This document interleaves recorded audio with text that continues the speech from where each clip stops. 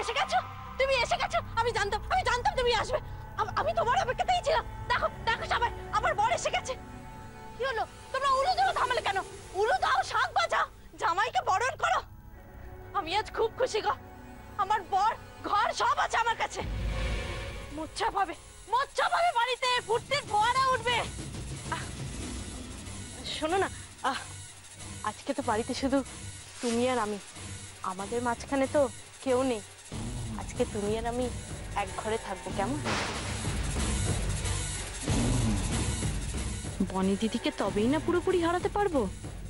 দেখো বনি দিদি, দেখো আজ তোমার সবকিছু কেমন আমার হয়ে গেছে। আজ তুমি ভিখিরি আর আমি প্রিন্সেস। তুমি এসব করে পার পাবে না পারো। তুমি আমার কোনোদিন হওনি আর হবেও। তুমি আর যাকে খুশি হারাতে পারো, কিন্তু আমাদের ভালোবাসাকে কোনো দিনও হারাতে পারবে না। উনি আমার ছিলেন, আছেন আর থাকবেন। তাহলে এখানে এলেছো বড়, কি করতে এসেছো?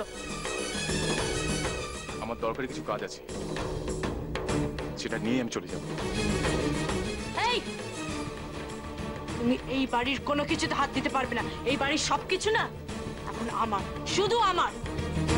তুমি মানুষ নও পারো, সত্যি তুমি মানুষ নও। তুমি যদি মানুষ হতে না, কারো বিশ্বাসের সুযোগ নিয়ে তার এত বড় ক্ষতি করতে পারতে না। যে মানুষ তোমাকে এই বাড়িতে আশ্রয় দিল, তোমাকে এই বাড়িতে ঠাঁই দিল, তুমি আজকে তাকে এই বাড়ি থেকে বার করে রাস্তায় বসিয়ে দিলে। ছি পারো, ছি। শোনো, এখন তুমি ছি বলো আর ছ্যা বলো, তাতে তো আর কিছু যায় আসবে না।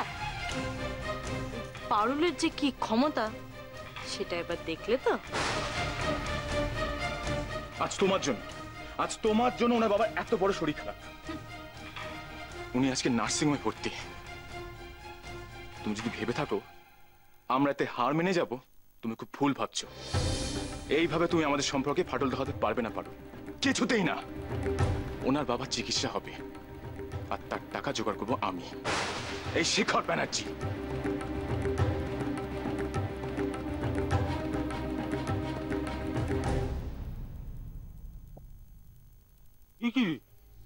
হ্যাঁ পারু, তোর নাকি আজকাল এত টাকা পয়সা হয়েছে আর তোর মুখের উপর এত বড় বড় কথাগুলো বলে গেল? না না, এটা কিন্তু জামাই ভালো কাজ করলো। আর তোকে বলি হারি রে পারু, সারা দুনিয়াটাকে পায়ের তলায় আনতে পারলি আর তোর বরটাকে পারলি না।